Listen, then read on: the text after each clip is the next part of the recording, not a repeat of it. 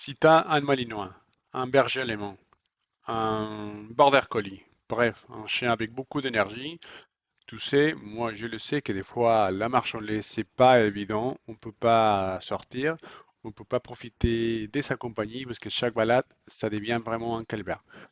Donc voilà, reste ici, on va parler de la marche en laisse, c'est un exercice que tout le monde souhaite avoir, mais que des fois on n'arrive pas à le faire bien comme il faut. Donc, on va parler surtout des choses à éviter afin d'avoir une marche en laisse excellent et profiter de la compagnie de notre loulou. Allez, on commence. Donc, d'abord, on va voir les choses qu'on doit. Bon, d'abord, la différence entre la marche en laisse et la marche au pied, parce que des fois, euh, peut-être que c'est pas clair, parce que des fois, on entend parler de que oui, la marche au pied, la marche en laisse, c'est pas la même chose. Donc, on va expliquer ça justement. Alors, donc ça, c'est une partie de ma formation en ligne vous allez trouver les liens afin de travailler tout ça vraiment de A à Z. On n'a pas besoin de rester face à face. Vous allez voir, avec des exercices en vidéo, c'est hyper facile de travailler tout ça. Code de communication, gestion d'émotions, rappel, obéissance, bon, bref. Je vous laisse voir tout ça. Donc la marche en laisse versus la marche au pied. C'est pas pareil. Ici, c'est la marche au pied. C'est l'obéissance. On va demander à notre chien de marcher à côté de nous, certains temps, pas longtemps parce que c'est impossible d'avoir un chat tout le temps en obéissance. Et ensuite, on passe à la marche en laisse. Donc ça, c'est l'obéissance. Et moi, j'aime bien à chaque fois payer l'obéissance. Ça va nous permettre en fait de travailler les liens, la complicité, l'autocontrôle, gestion d'émotions, parce qu'à part tout ça, c'est un exercice mental. Donc ça, ici, on le fait avec un petit chien réactif au congénère. Et ça, c'est l'obéissance. Oui, oui, oui, il y a un chien à côté de toi, mais marche au pied. Voilà. Et ça, c'est la marche en laisse. C'est pas pareil. Ici, la position n'est pas importante. Allez, je te laisse renifler comme tu veux, à gauche, à droite, mais simplement, tire pas. C'est la seule condition. Donc, une fois qu'on connaît déjà la différence entre la marche au pied et la marche en laisse, allez, on va voir quelque chose qu'on doit éviter. Alors, c'est rien personnel avec les collègues éducateurs, même s'ils sont très connus. Mais vous allez voir pourquoi faire ça avec votre chien, c'est pas top. Alors, avant de commencer, un petit précision. Moi, personnellement, surtout avec un chien avec beaucoup d'énergie, comme moi le Malinois, comme je vous disais tout à l'heure, berger allemand, bon, bref, un chien de travail, on ne peut pas les tenir tout le temps en obéissance, parce que si on fait ça, les chiens, il ne pourra pas profiter de sa balade. Et chaque balade qu'on fait avec lui, c'est l'occasion de le canaliser mentalement, parce qu'à chaque fois que vous le laissez renifler, ça va nous aider à le canaliser. C'est ça. Si vous le tenez tout le temps à côté de vous, le niveau de stress, ça va monter. Et vous allez voir que votre chien il aura besoin de sortir ses énergies d'une manière ou de l'autre. Donc bon, on va voir l'exemple. Déjà, on va couper les sons. Donc si vous voyez déjà, les chiens, il est pas à l'aise. Et après, bon, alors, tac, tac, vous allez voir.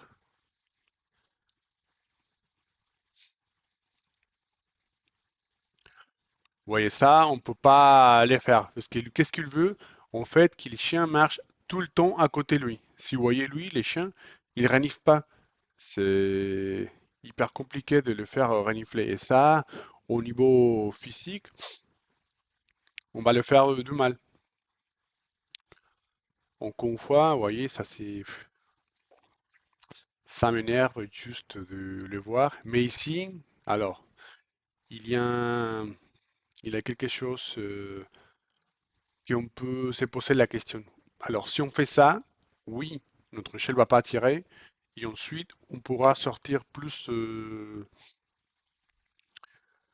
longtemps. Mais si on fait ça au niveau mental, Et qu'est-ce qui va passer dans la tête de votre chien? Vous voyez, il pourra pas se canaliser, chaque balade, ça va être des stressants pour lui. Vous voyez, il essaye déjà de renifler et bang, d'un coup, allez, on change. Parce que justement, il souhaite qu'il tout le temps soit à côté de lui.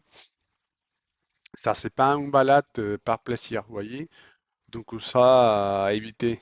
Oui, il marche à côté, mais à quel prix? À quel prix, les amis? Qu'on voit, vous voyez, tout le temps en obéissance, tout le temps en obéissance, c'est pas top. Parce que là-bas, aux États-Unis, on pense que nous, c'est les leaders, c'est nous les chefs, c'est nous qui commandons, tout ça. Oui, mais pas en balade. C'est-à-dire, l'éducation d'un chien, c'est un univers qu'on ne peut pas se dire, ah, chaque balade, c'est moi le chef, c'est moi. Non, non, non. Il faut faire les liens à côté, il faut travailler la complicité à côté. Et dès qu'on est en balade, dès qu'on sort avec lui, on le laisse faire sa vie. Et tout ça, c'est la préparation. Il faut le faire petit à petit. Maintenant, oui, il marche à côté, ouais. Pour le propriétaire, c'est bien, mais les niveaux de stress, vous voyez les stress qu'il a, ça monte et ça monte. Donc franchement, je pense que c'est pas l'idéal. Même si on voit qu'il tire pas, on laisse. Allez, on va voir un autre exemple. Alors lui, il est fou. Voilà. Bon. Je peux pas vous laisser voir la publicité parce que sinon, j'aurai le droit à un avertissement de YouTube. Si vous voulez plutôt travailler avec ma méthodologie, franchement, un super prix, vous allez économiser plusieurs euh, euros, on va dire. Il a tout ce qu'il faut. Gestion d'émotions, mordiment, autocontrôle, gestion de la laisse, rappel, obéissance, fatigue physique, fatigue mentale, tout ce qu'il faut. Alors, ça y est, la même chose. Est-ce que tout ça, c'est hyper normal chez les Américains? Donc, on est face à deux visions différentes de l'éducation canine, malheureusement. Après, vous allez voir ma méthode, parce que oui, c'est très facile parler, mais vous voyez comment il est en soumission. Dès qu'il sent un petit peu la lait, voilà. Et ça, pareil. Oui, il tire pas en laisse, mais on va le mettre dans quel état? C'est pas top, les amis. Donc ça, franchement, éviter les balades. On ne les fait pas tout le temps en obéissance. Même si vous avez un malinois, si vous avez un chien de travail, vous avez un chien réceptif, l'obéissance, on le fait de l'autre côté. Vous allez voir la différence. Donc ça à éviter. Alors parce qu'en fait, j'ai oublié de vous dire, mais la marche en laisse, ça devient automatiquement si on arrive à fatiguer physiquement et mentalement un chien. Vous allez voir. Si notre chien n'est pas fatigué physiquement et mentalement, l'obéissance, la marche en laisse, ça va pas fonctionner. Oui, on peut faire ça, mais niveau mental, côté maltraitance, c'est pire qu'un collier électrique. Vous voyez, c'est le stress de tout le temps, tous les jours. À bout d'un moment, notre chien va péter un câble. Vous voyez?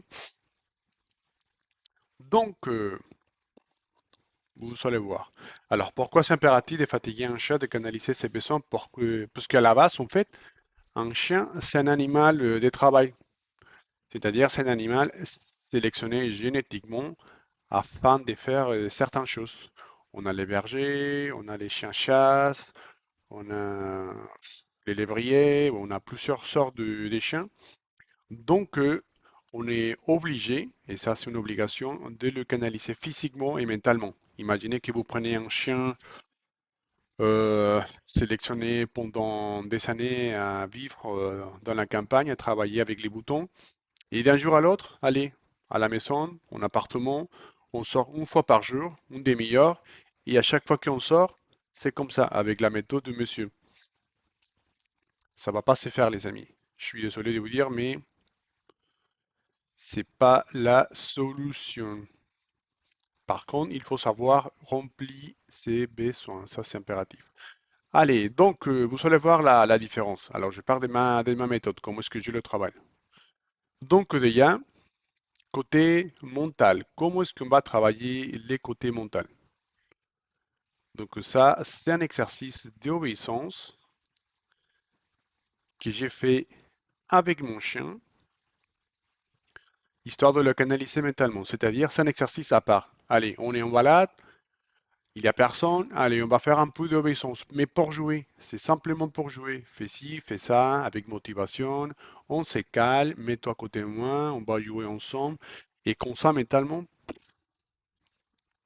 on va le fatiguer d'une manière impressionnante. Donc ça, si vous allez voir comment il marche à côté, on ne peut pas se balader comme ça. Je pense que aux États-Unis, là-bas, on mélange un exercice comme ça et des faits des balades comme ça. Je peux pas me balader avec mon chien, même s'il est hyper obéissant, tout le temps comme ça, c'est impossible. Donc ça, c'est un exercice de coordination. Et ça va le fatiguer mentalement.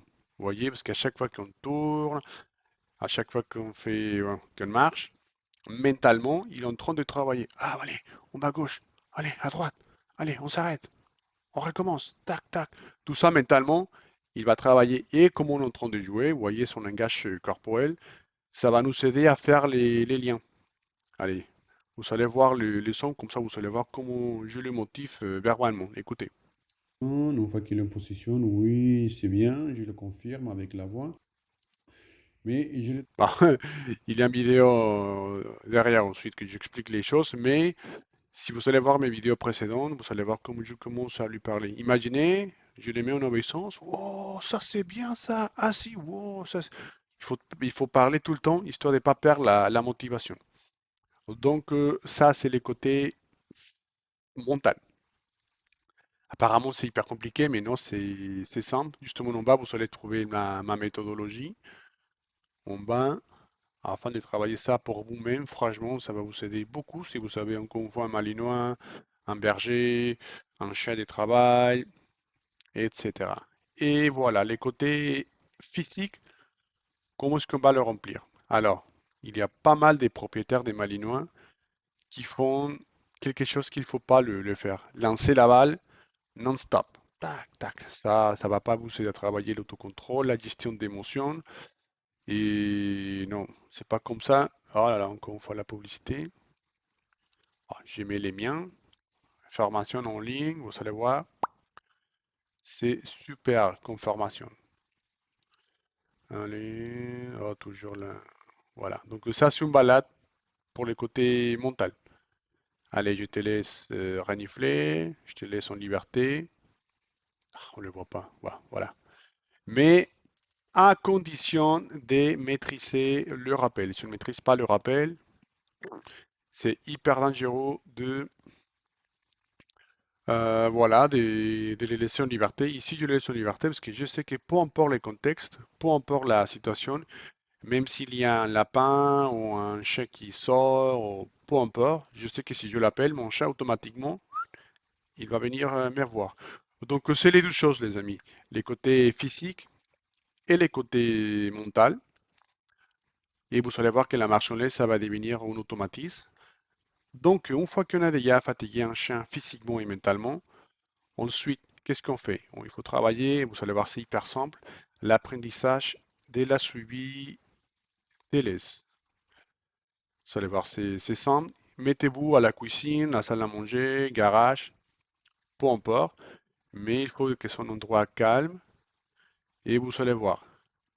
On va commencer à changer de direction. Tout ça, c'est une partie de ma formation. C'est pour ça que c'est hyper simple à faire. Je tire, wow, récompense. Encore une fois, on tire, ouais, récompense. En fait, on essaie de le canaliser qu'à chaque fois qu'on change de direction, il n'a pas le choix. Il doit se laisser guider à suivre la laisse. Vous voyez, c'est pas par obligation, c'est pas la punition comme tout à l'heure, c'est pas pour l'oublier, c'est simplement afin de travailler un automatisme. Vous allez voir.